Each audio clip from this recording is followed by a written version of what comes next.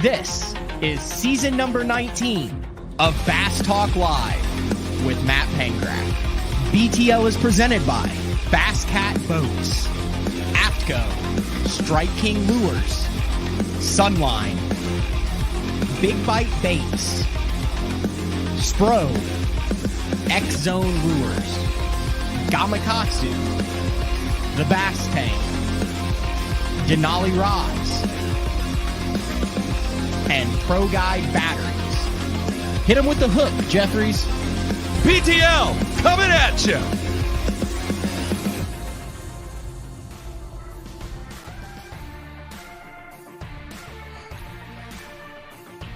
Good morning and welcome to another exciting edition of BTL Bass Talk Live, where we are going to talk about bass fishing.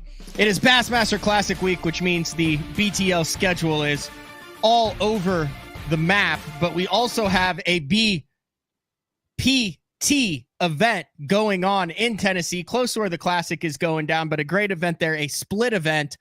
Opening rounds on Douglas Lake, then they move to Cherokee Lake. So we'll get all of the logistics out of the way to kick things off. Two shows today. First show, Arkansas professional.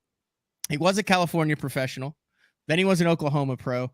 Now he's an Arkansas pro. I think he's happy there. I think he's established. He's in there. He's been there forever now. We'll bring him in right now. Freddie Boom Boom Roumbanis, right? Like, I mean, you're an Arkansas guy right now. It seems like it feels natural to you. Man, it is. They call it the natural state, right? No, I love it there. It's beautiful. Fishing's great. Living on a river system, Lake Dardanelle. We all know that lakes can be tough and brutal, but it can also be awesome. And it's a good place because it changes daily. It keeps me on my toes.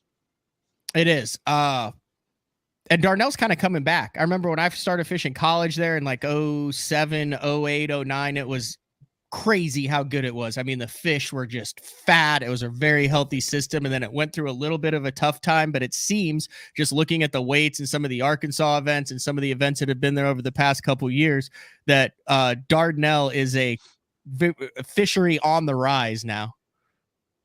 It really is. And they've even done some stocking programs. So there's, more fish being released into the environment. But like, I just left them biting coming out here, and we were catching 15 to 17 pounds. So I wish I was back home to fish that Toyota series this week, but or I think it's next week, but unfortunately you're on the road. How often does Jackson get out on Dardanelle? It seems like he's always on the lake somewhere. Is he on Dardanelle, or do you guys, when you guys go out, or you guys fish other small area lakes and just let people think what they want to think? I mean, for the most part, it is Lake Dardanelle. He does fish a lot there. He's got the youth tournaments. They won one a couple weeks ago. It was pretty cool because Julie was the captain, and it was him and his younger brother Avery, and they got the opportunity to showcase their skills in that event, and had like 15 and a half pounds and won the youth tournament. But nice. This last weekend didn't go so well for him. It is. It's fishing, but we have a lot of lakes that are electric motor only. So they have these little no gas big bass tournaments that him and his buddy Jaden, who's now off to college, would jump in and fish. We have a little aluminum boat with troll motors, and of course we got the live scope on there, so that's pretty nice. But yeah, I mean, those lakes are absolutely phenomenal. Great fishing. Hey, can you unhook your audio from your truck? I guess I thought I can hear you through my headsets, but we got some people saying that it's a little whoa, there you go. 1 second here, hold on. All right, just saying that it's just a little bit faint to hear boom boom. There you go. I think is that it? I took the Bluetooth off. That should do it, right? Yeah, that should do it. Then go horizontal with the phone. That's the beauty of live. There you go. Yep. Okay, hopefully that's a little better. Sorry about that. No, it's all good. All right, let's get some stuff out of the way. So you are a man who has capitalized, and we've talked about this on the show before, on the Boom Boom logo. I think you even copyrighted it, right? Yeah. Went ahead and trademarked it, and obviously the nickname. Got to thank you guys with Mark Jeffries and Harold Allen back in the day. Yeah. All right. I have to mention this. I got a call from Bradley Hallman. You know Bradley very well. Oh yeah, Bradley's awesome. And Bradley's made it through the open gauntlet back on the Elite Series. And look what Bradley was able to do. He now, he got a website, bradleyhallmanfishing.com. So he's jumped up in the world there. And I just want to let everybody know that the signature BFE, which is his classic, the best flipper ever from Big Bite Baits, he has a limited order of BFE hats on bradleyhallman.com, BradleyHallman.com. So if you want to get in on the BFE hats, I'm not sure why they just went live yesterday. They're already on sale for $25, but if you want to get in on that, I told Bradley right off the hopper this morning that I would show him the BFE hat. Now, I also told him that he'd never be on the show if he didn't save me one of them. They're like leather patch BFE hats, but that's very fitting for Bradley, isn't it? Just kind of that old school Arkansas look to him. Very cool. Very cool. There you go. There it is. The BFE hat, that and the trucker hat. So I had to do that. Also,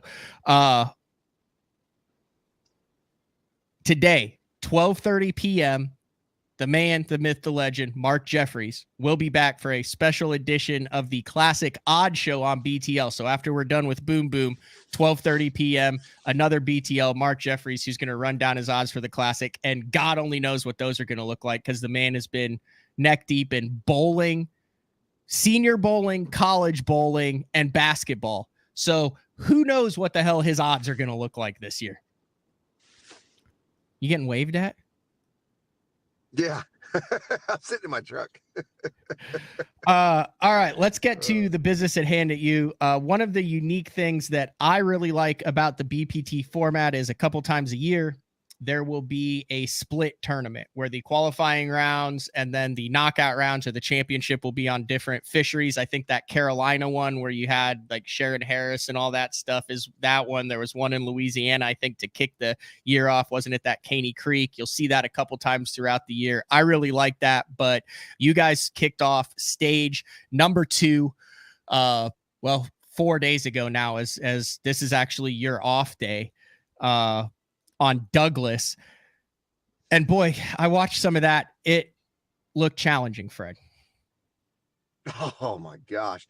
Yeah. So they actually gave us an extra day of practice because we have, Douglas and then Cherokee for the knockout and final round. But, in the past, when we do these split lakes, I think the first time we went to Jordan and Falls, and then, I made the knockout round, I believe, in that one. But I usually don't do that great in them because I try to split my practice at both lakes. And it's always the second lake that I do better at, like in practice. I'm like, oh man, like last year when we went to Louisiana and Darbone, and then we went to Caney. And in Caney, I got on a swim bait bite, and I was like, oh my gosh, if I can make it here, I'll make Bussy break. And, it was going to be awesome, but I couldn't get past Darbone.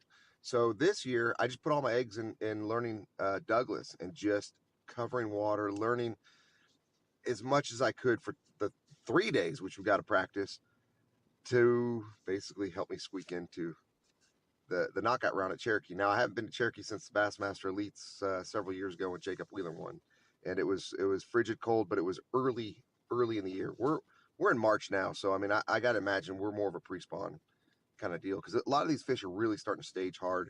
But yeah, I mean, ultimately, I stuck with my Boom Boom swim bait and relied on my Garmin live scope, and it kind of got the job done for me this week. We talked a little bit about this off air before you jumped on, but it's amazing to me. And I watched specifically that one that you had the Boom Boom swim bait where you're like, there he is, set the hook. It was like 2 cranks and he was in the boat. And it's interesting, as I would say 90% of the field now is proficient with live scope, some sort of forward facing sonar.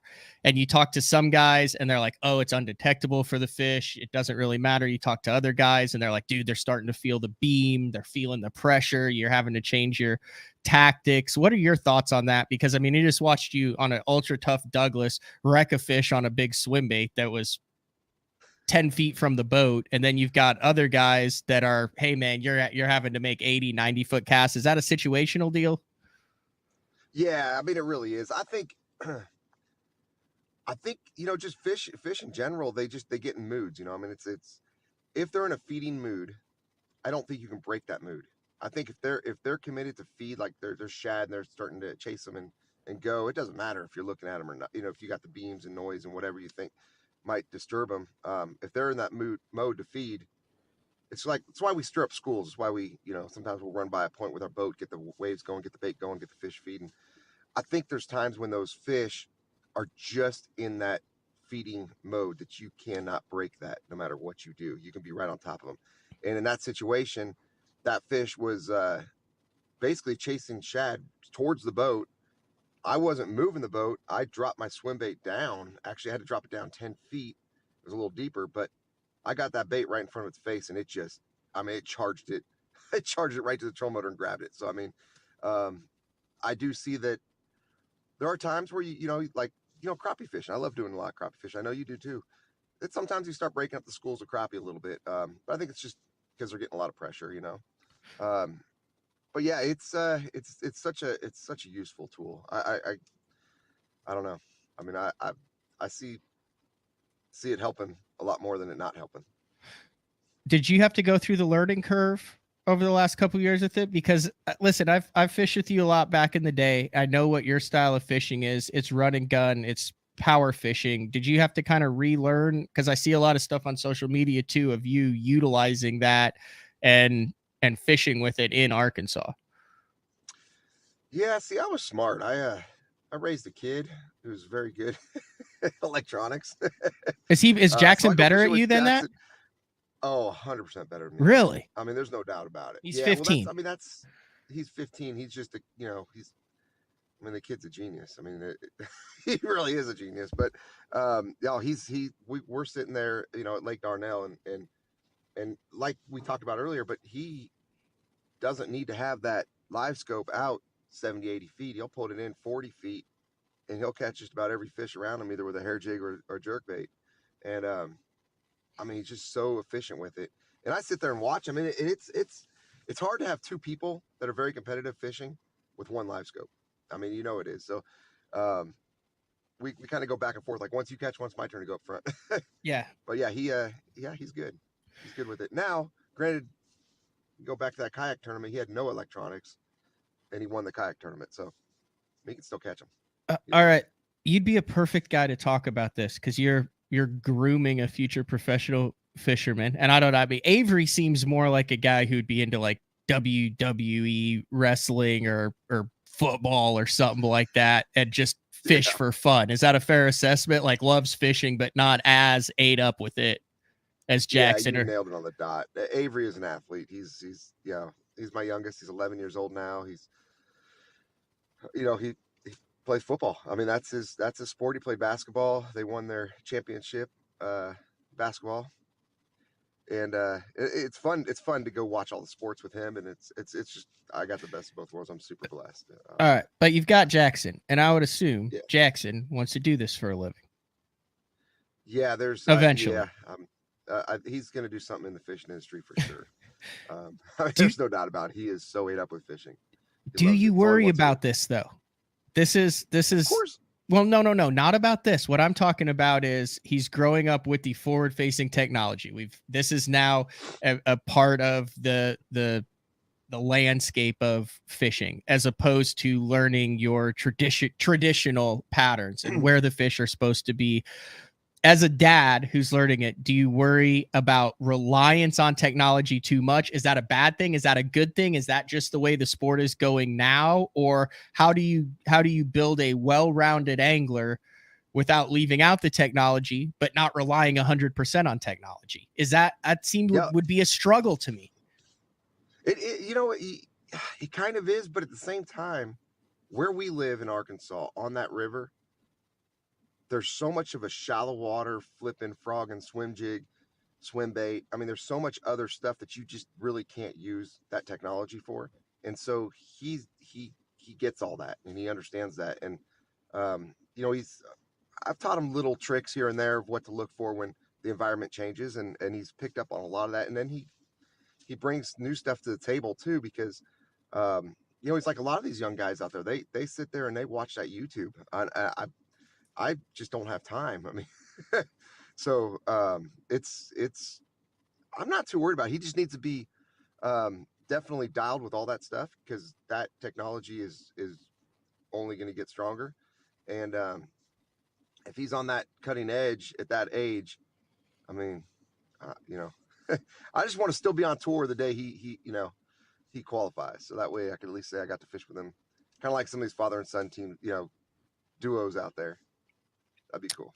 It's insane how many there are. You look at what Britt Meyer's kid and Laker Howell and Cal Lane, Marshall Robinson, Alton and Alton Jr., which are kind of like the OGs on this thing. It is amazing how many of these guys. I mean, when you first started too, we're talking like young little kids, right? Like 7, 8 years old running around weigh-ins, and now you're fishing against half of them on the invitationals this year. It's crazy. It was like I just blinked. The next thing I know, I'm one of the old guys. I don't know. It's a weird feeling, but it's fun. And I love seeing it. It's cool. They're all such great kids, every one of them. Marshall, Laker. I mean, all these guys are. I also room with Lance Crawford and his son Colin Crawford from Oklahoma. Okay. And Fred got a call. We'll get Fred back in a second. Okay. Back? Yep, you're back. Hey, I did the don't disturb thing. I don't know why I did that. I don't know. No, you're back. So anyway, yeah, I mean, just watching Lance Crawford, and his son Colin. I mean, they're he's 17 years old fishing the invitationals, and he's only a junior in high school. Wow. I mean, that'd be a good guy for you to interview on one of your shows. Who is it? Colin Crawford? Yeah, Colin Crawford. He kind of breaks the mold of what they're doing, though, and that, having the high school, the college, and everything else, and giving you that. He's kind of done. I think he's won high school championships.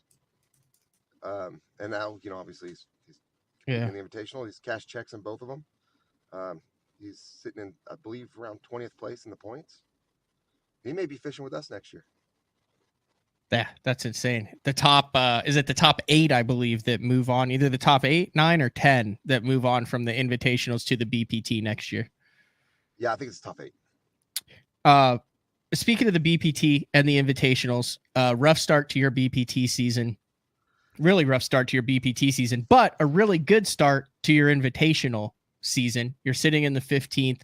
Talk about where you kind of think you sit as far as your career, where you're dialed in on your fishing right now, and when we might see. I mean, dude, it's been a minute since we've seen you make a run. Like, dude, you've won some pretty cool tournaments, but it's been a minute since we've seen you make a run and have one of those boom 3 or 4 tournaments fishing by the seat of your pants. Holy cow, another top 10. I mean, that's still in you. Oh yeah. Yeah, it is. It's funny because when you win a bunch, like, or quick, like I did early in my career, it was like, I didn't see this. I just never saw myself not winning at that point. And then all of a sudden I go dang near a decade, or a little over, I guess, with 2012 was my last win. It was a PAA, professional win on the national circuits. And man, I just, I've had some close encounters since then, but yeah, it's it's not easy to win. You just never know when your last one's going to be, and you never know when your first one's going to be. So I still got it in my heart to win, and I'm as competitive as ever. So I love it. I think, I just love fishing. I mean, to be honest with you, it doesn't matter what tour I'm fishing. It doesn't matter what I'm doing. I mean, my off days, I want to go fishing. I mean, that's what we do as a family. And it's just, I'm blessed to be able to do it for a living. Heck yeah. All right. We're going to take our first break of the show. And when we come back, you mentioned you snuck into there is no sneaking in with the weight 0. You qualified for the knockout round because you guys all start over at 0 tomorrow, right? On Cherokee Lake. And you mentioned that you had not practiced at all on Cherokee, that you focused on Douglas. So when you come back, there's a lot of people that are in that same boat. They get to go fishing on a Friday, a Saturday, a Sunday. They don't have time to practice for it. They have to jump in their local tournament. And I struggle with this too, as far as putting a pattern together quickly, cutting in high percentage areas, figuring out what the fish are doing. So when we come back from the break, I want to give you a minute to think about this. For us, the weekend anglers, the guys that are fishing, you get one day to go out. You're doing this tomorrow on Cherokee, how you put together and systematically break down a lake when money's on the line and you haven't had a chance to practice on it. All right. BTL on a Tuesday. It's a Tuesday. Holy cow. Yeah. Just like years fly by, weeks fly by, Fred. It's scary sometimes. BTL on a Tuesday. What day it was, I wouldn't be able to tell you. Well, you've never known what day. You don't know what cardinal direction you're going or what day it is. You've never, that's just who you've been since you've been like 17 years old. That's right. All right. BTL on a Tuesday with Freddie Boom Boom Roumbanis. We'll be back right after this. The new Puma STS has been redesigned from the ground up. With the angler, design, function, and performance in mind, nothing on this new offering was compromised, and the only thing carried over from the previous version is the name. Based on the Soft Touch series hull that started with the flagship Jaguar, this new model is nimble and performs incredibly well at all speeds with either a 250 or 300 horsepower engine. Featuring a new 96-inch wide-body footprint, this hull measures out at 20 foot 7 inches in length. Industry-leading design coupled with tournament-winning performance. The Puma STS from Basscat. Feel the rush.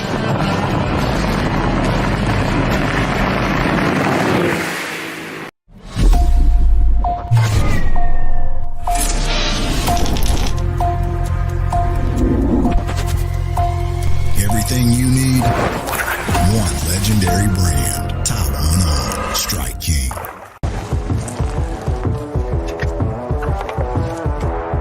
So I'm a big guy, you know, a lunker, a two sandwich eating kind of man. And on behalf of all of those bigger, I gotta say it once and for all, it's bad enough that the fish look smaller in our hands. The last thing we should have to worry about is getting quality outdoor clothing that fits. Avco, any fish, any water. Elite Series Pro Daryl Gleason here. My Pro Guide batteries keep me going on those long tournament days and long practice days. Always plenty of juice, never fail. The best part about Pro Guide batteries, it's the people behind the company. They have over 40 years experience in the battery business, keeping all of us fishermen out on the water longer, catching more fish. Check them out at ProGuideBatteries.com. What's up, Bass Talk Live fans? Brandon Polnick here. And ever since I won a couple Bassmaster Elite Series events on X-Zone Lures, I've been getting a bunch of questions of what makes them so special and different. And really, the truth is, it's in the details. The little details, things like no cheap fillers in their plastic. That gives you more lifelike action, more realistic and vibrant colors.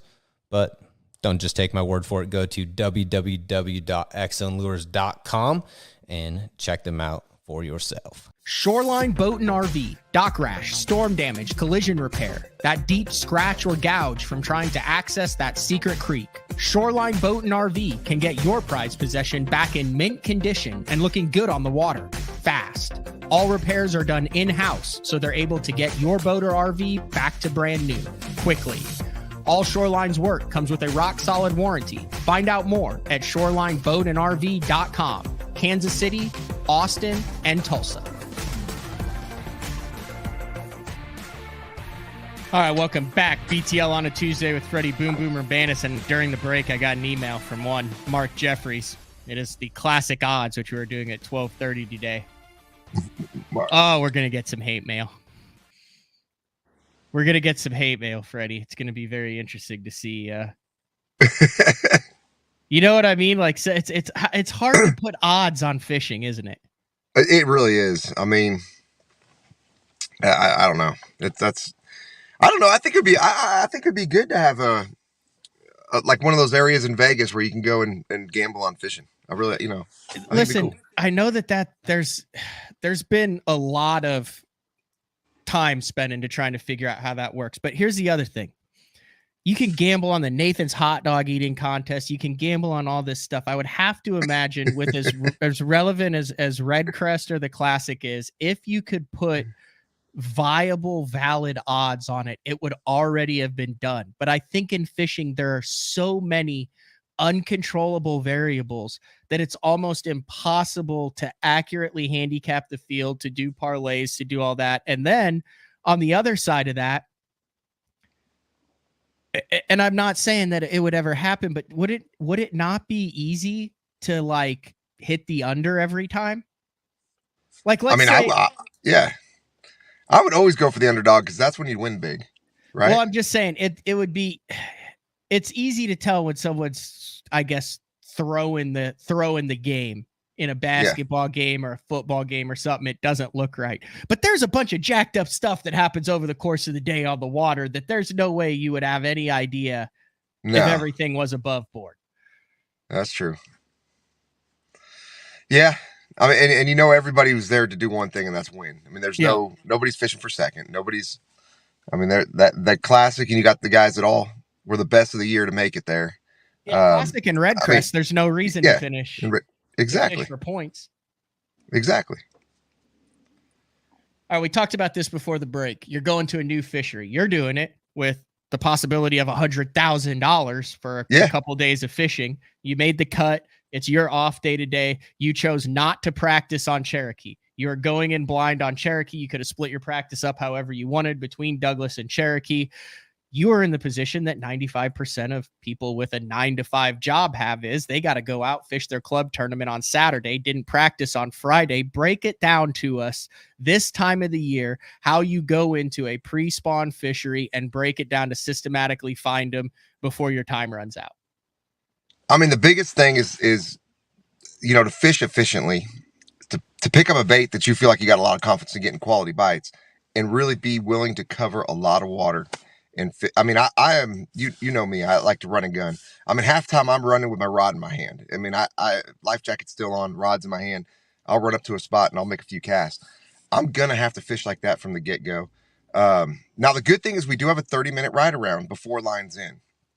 So I've already told myself, look, I'm not going to just go make the longest run. I'm going to stay close and I'm going to graph and I'm going to try to find a couple of schools of fish, see if I can get myself lined up with a fish on my live scope before lines in. If I can at least do that, I might be able to catch one quick. And then I only got to catch 4 more fish the rest of the day, right? So, you know, providing that's a good quality keeper. But yeah, I mean, that's what I'm going to do. I you know, it's weird because when we fish just a regular tournament, you know, you got your 8-hour day. We're broken up into 3 periods, and I always, it's a mistake I have, is I always fish each period for that period instead of fishing it for the day. And so I feel like I'm only fishing these 2.5-hour night tournaments, you know, like these little Tuesday nighters. 3 jackpots. I'm fishing three Tuesday nighters. And sometimes I just fish in different sections during those 3 times until I hopefully land on them. But I don't know. I mean, I'm gonna definitely utilize my electronics, utilize my mapping. You know, Garmin, I've already downloaded the map to Cherokee off of our, you know, the Active Captain app, and it gives you the navionics and everything. And then I can do the shaded relief and everything else. So once I find where the fish are located, you can actually, it's almost like a Google Earth overlay, but you can see, and you can change water level. Of course, I'm gonna have the water level to whatever it's at. I got to do that today. But you can start seeing areas that are very similar, so you can run a pattern on those areas. But for the most part, I mean, these fish are wanting to go back in the backs of pockets and start spawning. The weather's not allowing for that to happen. So they're going to be staged somewhere. And my thinking is, you know, secondary points, stuff like that. A lot of times bluff ends are great. You know, just little things like that I'm going to look for and hopefully find some fish. And you should find multiple fish in those areas. And of course, number one factor is you got to find bait. If you're gonna find feeding fish, you gotta find bait. So that's so there in a couple of minutes. You said you plan on staying relatively close, not running a million miles an hour. So now you've kind of knocked it down to a section of the lake that you want to start in your ride around. You have some elements that you're looking for. Bait, birds. Definitely look for birds. Bait and birds. You're also then going to look at the location that you're starting off based on your Garmin mapping. So that you said the channel swings, the secondary points, the bluff ends, the rock. So now you have mapping location, visual location, and an area, and you have not made a cast yet. Yep. Now run through some of the just in general. Let's do Ozark, like kind of that non-grass lake stuff, because that's what Cherokee is. what are some great cover water pre-spawn baits that are applicable across that whole kind of band of the country in pre-spawn?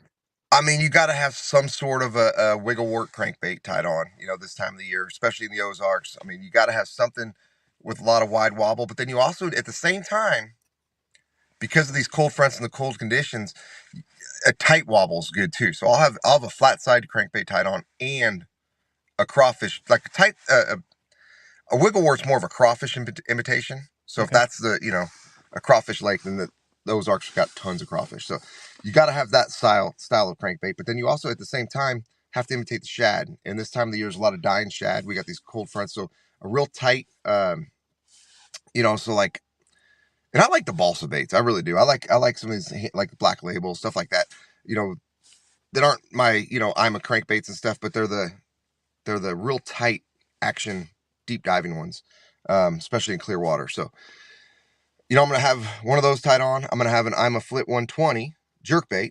Definitely gonna have a jerkbait tied on without a doubt, and then my Boom Boom swim bait. And if I can figure something out with a reaction bait, it's gonna be great. At the same time, I'm gonna have probably a Ned rig tied on, a Demiki rig, some of your scoping baits, probably a little fish head spin tied on. But I mean, I'm gonna have a lot of rods on the deck, and I don't like doing that. Usually after practice, you're dialed into 2 or 3 combos, setups, whatever. You don't really have practice. This is practice for me. So I'm gonna be in total practice mode. I'm gonna be picking up several different rods, running and gunning. But as soon as I catch a fish, I'm gonna hit the brakes and really study what that fish is related to, why I caught that fish, where can I find more spots like this.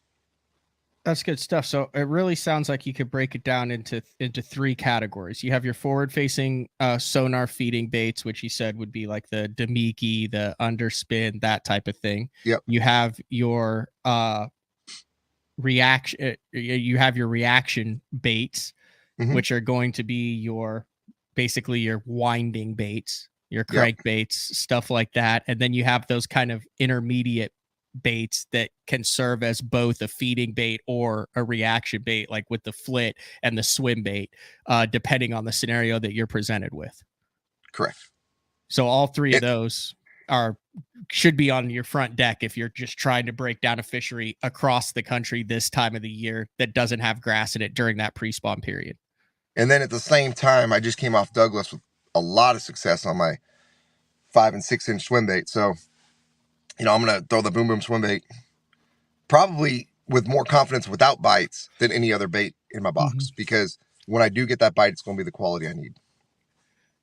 If I get the bite. I literally just had this conversation with Robert, my partner. He said, why do they throw wiggle warts in the early spring, but then you also throw the balsa? He's like, isn't that counterproductive? You say, why do you throw the wiggle wart? Like you said, because it's a slow wide wobble. And then it's literally the other thing is the flat side, but you're saying it's based on what forage you're trying to imitate, which is why the tight wobble versus the wide wobble are, even though opposites, both effective this time of the year. Yeah, that's exactly it. I think people forget that there's bass that are going to be feeding on the crawfish, and there's going to be bass that are feeding on the shad. And so you've got to look at both of those scenarios at the same time. So that's why you have to have both of them. And they're both slow. I mean, right now, like at Douglas, there was a shad kill. I mean, they were, because of these, we've had 20 some odd degree mornings, and there'd be shad kind of flickering up. And that's why, I think slow rolling my swim bait, like really slow rolling it, jerk bait and flat side crankbaits were key. But I don't know. I never really got on a wiggle wart style bait there, but I do know if you've got smallmouth present in a lake, you better have one tied on. Something like a rock crawler or you know what I mean? Yeah. So, that's just, you're looking at crawfish and shad. You got to look at both bait possibilities.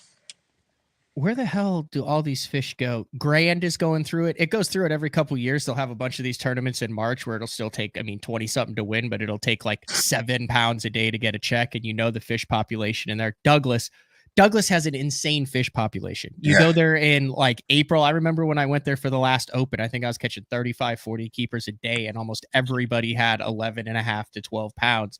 But then you go through these periods where it's like, holy cow, there's no fish left in the lake.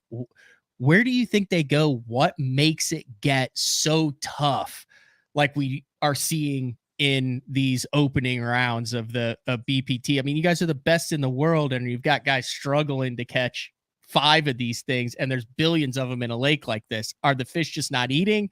Are they in areas where you can't access them? Like, what in your mind, where do all these quality fish go? Well, and I've noticed this from Douglas. I fished a PAA here years ago, and it just seems like they're real pelagic fish. They like to roam out in the middle. I caught them the first day of that tournament up the river throwing a red crankbait, mimicking the crawfish and everything else. And I ended up with a limit for like 8 pounds, and I was stoked that I caught 5. When I came into the bag weigh-in, I looked in everyone else's bags, and they all had these giant bass that were just bloated upside down. I said, oh my gosh, they're catching them deep. I mean, it was just an obvious observation. So day 2, and now you were allowed to throw an Alabama rig. I ran the opposite direction, got in the middle of a channel swing, let my Alabama rig sink 30 feet and caught 22 pounds. I mean, caught 4-pounder after 4-pounder. I mean, it was like, holy smokes, there's a lot of fish in this lake. I didn't think there were. So I think a lot of those fish are just down deeper, and they're roaming out in the middle. I mean, I don't think these fish necessarily have to relate to much cover. And that's where, our live scopes and stuff show them. But when they're out like that, they're just hard to stay on because they're moving so much. They're so pelagic. They just keep moving, and you can't stay on them. They're not just sitting there where you can throw a bait and get in front of them. So I think a lot of those fish are moving a lot. And then we had, they've had a lot of rain down here. So the whole lake's pretty much off colored, and it's cold. That never helps. So I don't know, but we do see that a lot of lakes. I mean, I know that shocked me looking at the results at Grand Lake. I mean, that's really shocking this time of the year. It is. It took 22:07 to make the top 20 cut in Group A. That was you. Wheeler got you by an ounce. Anytime you're an ounce away from Wheeler, you're doing something right, Freddie. Right. And my question to you is, what do you think? It was 22:07. What do you think it would have been without forward-facing technology? Like, what percentage of the guys in the top 20 out of their 10 fish, like out of all of the, hold on, I'm not that. I'm going to say it would have been closer to like 20 pounds for 2 days. Yeah. Because I mean, I honestly, I caught a couple on the live scope like that, but the rest of them I caught just casting. So, so there were 200 bass that accounted that were accrued for the creel in the top 20. Out of those 200, how many, in your just guesstimate, were seen on some sort of forward-facing sonar before they were boated? I mean, the thing is, I don't really know what the other guys were doing. So, I mean, it's kind of hard for me to say that. But I would imagine if I can catch them on a big swim bait on live scope, guys that are, efficient with a jerk bait and, or whatever else they're doing, I'm sure there was probably a lot of fish caught that way. So, yeah, you take that out of the equation, it wouldn't have taken much weight at all. It's crazy how technology is flipping the fields. Yeah. I mean, you can tell the guys who are, and they'll have their tournaments and their times, but there's guys who are just taking ass kickings because it's not their thing, and it never has been. It never will be their thing. Like they weren't out there side imaging brush piles on points. They stayed on the bank. They weren't out there 2D'ing. They weren't out there doing any of that. They stayed on the bank. So, like a Tommy Biffle who goes out and has a rough event, or a Cajun baby or something like that. Yeah. They'll have their time this year, but it's amazing that flip. Oh, it is. And those shallower fish hopefully will get less pressure, right? I mean, come times when everyone thinks we got to go offshore. So, I'm hoping I can capitalize on some of that too, some of that action. But I can do both. I mean, I feel like I can do both. So, we'll see. All right, what else you got going on in Boom Boom's world?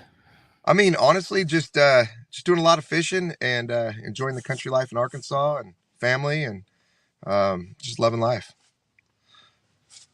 That's not a whole lot, just fishing all over the country. doing both the invitationals and the Bass Pro Tour. So. Yeah. What was the decision behind that? I mean, that's a 5, 6, 8. That's a 15 tournament schedule, Fred. I don't really know. We've had a lot of outside life situations last couple of years that, kept me from really fishing to my full level, I feel like. And this year I said, you know what, I'm gonna get back in the groove, and I'm gonna really try to fish hard. And unfortunately, Kissimmee got me on day 2. I was sitting 11th the first day, but I just made a couple poor decisions and came short. And it really one bad day of fishing this year of all the days I've had, and it really hurt me in the points. But I just want to get back on top of my game. That's all. Yeah, I mean, heck, you're going to be in March, and you're going to have $30,000 in earnings already between the 2 invitationals and this BPT. Because I mean, you're getting a check, right? I mean, you're in the top 40. That's a 10K check, right? Right, yeah. And then who knows what else? Because everyone starts at 0. That's the beauty of it going in. I know, right? So. Hey, dude, I could still win it. Who knows? I mean, I gotta make a good decision in the morning. I mean, I'm gonna have to land on them. I mean, there's no doubt about it. I'm gonna have to land on them just off of, a little bit of study I can do, but mostly instinct. So we'll see what happens. I like it. You're gonna roll by the Classic Expo this week after the event's over. I got a lot of friends over there on the Bassmaster side, and I'd love to go out there and support them. I'd like to see, Carl Jochimson go out there and win a classic. That would be really cool. So I had him on, like a little brother to me.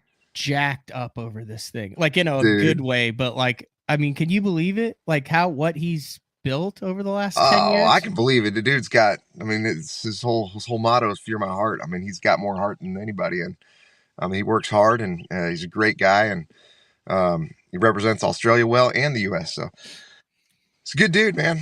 I'm stoked for him. I really want to see him. I want to see him win. Well, I hope I don't see you on Thursday. Yeah, right. And then also, I got to give a shout out to my roommate. I got a new roommate on tour this year, Josh Butler, and he was sitting in second place yesterday, and man, he's an up and comer. Keep an eye on that guy. He's on fire. Yeah, I've had him on the show before. He seemed pretty motivated and pretty talented with the rod and reel. Yeah, he's very talented, no doubt. So it's fun because we're sitting there, just talking, and he's showing me his tricks and I'm showing him mine. And it's just cool. It's cool to work with somebody new like that. And he's just a great guy, solid dude. Good stuff. All right, Freddie, I'm going to let you go. I know that you have some places to be and some people to talk to this morning. Yep. So I appreciate you sitting in the old truck and jumping on BTL. I try to get you on at least once a year. Man, I appreciate it, dude. Enjoy chatting, man. Heck yeah, dude. You still need to come visit me sometime at Lake Dardanelle. I know. I always drive past Dardanelle, but Dardanelle is right in that middle zone of I know. Too close to stop, but too far to visit for the day. So you're on that I-40, that nightmare I-40 drive, and you get 3.5, 4 hours in, and you stop and get gas in Russellville, but you're not ready to stop for the night because you're only 5 hours in. Well, you always got a place to stay if you decide I can't make it. Don't you have a sweet shop and stuff too? I see like pictures of that every once in a while. Yeah, we built a barnuminium, I guess you could say. It's got a cool guest room in there. Got my tackle room. Put 2 boats and trucks in there. Bar. It's a good time. I got a slab out back, but there's nothing on it. It's literally just the slab. My buddy brings his 5-year-old over to ride his bike on it. That's about as useful as the slab is. So, all right, Fred, have a good day tomorrow. I will be watching the live to watch you put that tactic that you just described to use, those general patterns, make them specific, and start catching those Cherokee Lake bass. Awesome. Thank you, Matt. I appreciate it. All right. See you, Freddie. Live. See ya. All right. Now that was Fred Roumbanis. I think we got the audio issues there figured out in the second half. You could hear him still in the first half, but we're going to take our final break. When we come back, like I said, we'll break down, maybe tease some of Mark Jeffrey's classic odds and then run down what we have going on Bassmaster Classic Week later this week and into the weekend in Knoxville, Tennessee. It's BTL on a Tuesday. We'll be back right after this. Are you looking to install your own fishing electronics? The solution is the Bass Tank Power Harness. It takes the guesswork out of installation. No more voltage issues or interference. Designed by an engineer, so that you can get professional results right there in your own garage. Installation done right with the help of the Bass Tank Power Harness. You can feel confident knowing that your installation was done right. The Bass Tank Power Harness. Give us a call or order yours today at thebasstank.com. Get the best patterns backed by tournament data. Start by finding the best 10% of your lake. Know exactly what to look for and what to throw. After that, just put them in the boat. Try the Deep Dive app today. Get that beast right there. Have you considered purchasing new electronics for your rig? The type of mounts you choose to protect your investment should be part of the decision-making process. No matter if you prefer 1, 2, or 3 graphs up front, Beatdown Outdoors has a solution for you. Adjustable, versatile, rigid, and made in the USA. What's your ultimate electronics setup? Check out the full selection of Beatdown Outdoors products by visiting beatdownoutdoors.com. Having confidence in your tackle while on the water is one of the main things to success, in my opinion. In the last couple of years with Denali, I've had just that. From anything from spinning rods, casting rods, tungsten products, even now to casting and spinning reels, I have the confidence to go out there and get the job done and know that all my equipment is going to handle it and do it just the way I want it. The thing about Denali is you've got great quality products at a great price point, so make sure you check them out. The great thing about the new Sensation soft plastics from Big Bite Baits, heavily scented, super soft, buoyant, comes in 7 great new shapes. I've got a couple of them of my signature series, the cliffhanger worm and the ramtail craw, great for a flipping jig, football jig, swim jig, all that. Several other great shapes. Really excited about it. We've worked over the last year, catches fish all over the country, and I think it's going to catch fish for people everywhere you try it. The Spro Little John crankbait has been around for almost 15 years, and it is one of my go-to crankbaits whenever I need a fish in the boat, so you can never have enough new colors. That's why Spro's coming out with a handful of new colors, including Pearl Shad, which has this bleached out white look, but it's got this pearlescent, really pretty. We've got Copper Shad, which looks amazing in the water. It's got that purple flake on the back, really pops in the water. And then if you want some real pop, we've got Sparkle Shad, nothing but sparkles all over this thing. And then last but not least, we've got the Matte Sexy Shad, just a really different looking color for a crankbait. So you want to give them a little different look, that Matte Sexy Shad is definitely the one to go with. All these colors are available in the original Little John and the MD. I'm the kind of guy that never leaves the house without a pocket knife, and Gamakatsu's come out with the EDC series of knives. EDC stands for everyday carry, so whether you're on the water or off, you can always have it with you.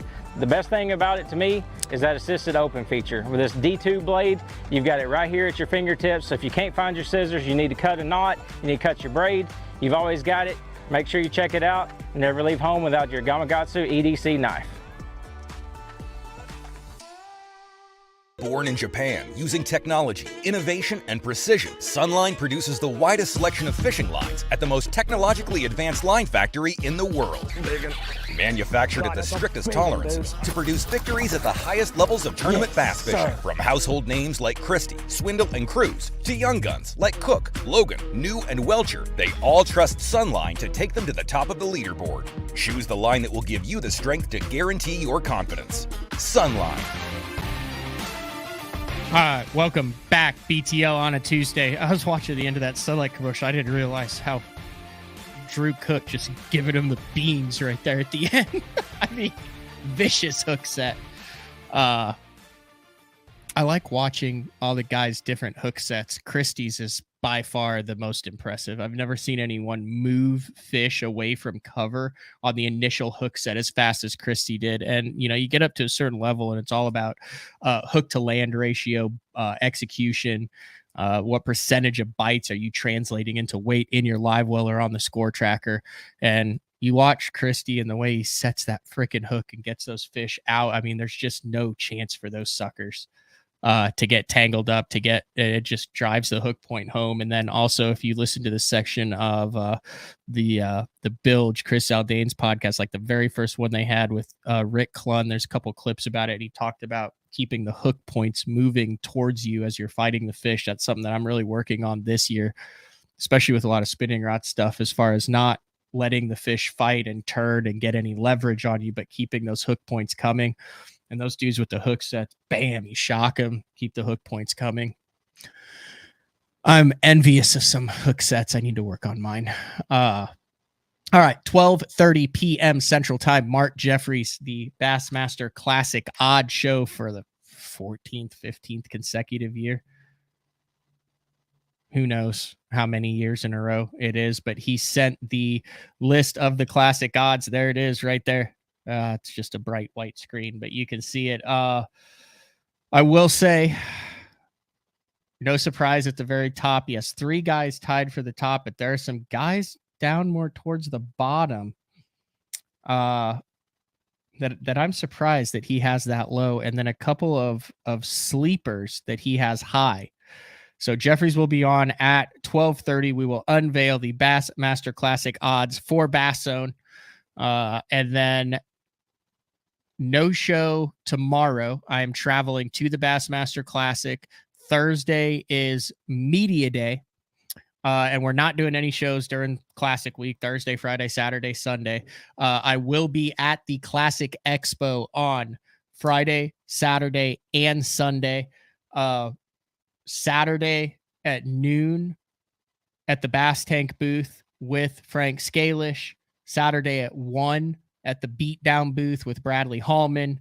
And then Saturday at 3 at the Sunline booth with Frank and whoever else is going to be there. But Friday, I will be in the Pro Guide Batteries booth. I will be at the Bass Tank booth. And then I think like AFCO, Sunline, Denali, and Big Bite are all in one kind of conglomeration. So I will be hanging out a lot. If you want to stop by, say hi, talk fishing with me, your best bet either Friday, Saturday, Sunday is to stop by the AFCO booth, that kind of big conglomeration in the main building, and then also follow on Instagram. That's where I'll have all of the updates on my stories and posting as far as times and where it is. But yes, Bradley Hallman and Frank Scalish. No day 4 with Frank Scalish because he's going to be, obviously, I'll be at the Bassmaster Classic. He'll be traveling there. And then when we're live, you got to watch the Bassmaster Classic. Also interested to see how it goes down on Cherokee. This is something that hasn't been talked about with the last regular season show. I think this is a outside of the Chicago Classic. Am I wrong in saying that it's probably like one of the only smallmouth? This has a potential. I think you're going to see a lot more smallmouth out of that Loudon Teleco, especially after what Gussie's done, especially with the weather that they've had going through there. There was a lot of, we saw what Odd and Lester and all those guys did. Mark Davis Jr. last time they were there in 19. The lakes and the smallmouth played a little bit, but the lakes did not play as much as that Tennessee River did. It'll be interesting to see if the lakes play more. I fully expect there's a chance that we might see a predominant smallmouth tournament, which there's not many venues, especially as long as the Classic is in early season, that you're going to see smallmouth dominated fisher. I think the TVA is probably the only one that they could do it in March without the pucker factor as far as having to cancel days with snow and ice and rain being really up there. Obviously that Chicago Classic was in the summer, so unless they go back to a summer Classic, it's going to be tough for smallmouth. We've seen Redcrest and things and the MLF championship before it got canceled go down on the St. Lawrence River. So that was obviously predominantly smallmouth. So, all right, we'll be back in just a couple of hours. And if you're listening to this on podcast, there should be another podcast following too with Mark Jeffries talking his Bassmaster Classic odds as we prepare for the Bassmaster Classic on the Tennessee River. Teleco, Fort Loudon, coming up in like 48 hours is when the thing starts. So that's all. Big shout out to Freddie Boom Boom Roumbanis for hanging out with me for a while. Always love catching up with that dude. Follow him on MajorLeagueFishing.com as they fish live tomorrow to try to get down to the top 10. That's it. We'll see you guys at 12:30 for the odd show later.